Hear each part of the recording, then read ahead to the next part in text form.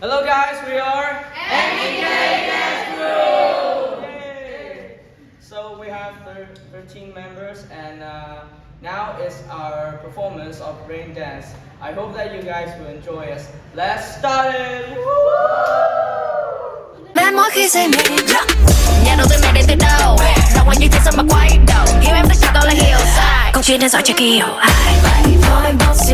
xì bông thôi nghỉ chơi bông xì luôn nghỉ chơi có lẽ anh chỉ yêu mỗi anh và mình thôi anh nói ra từng sách sắc và em thường đọc rồi trời trong xanh như thế anh vẫn cầu mày thật lòng em chẳng có lẽ nên cầu may làm cho em cứ nghĩ suy nên hao về cùng là do tính anh hay cao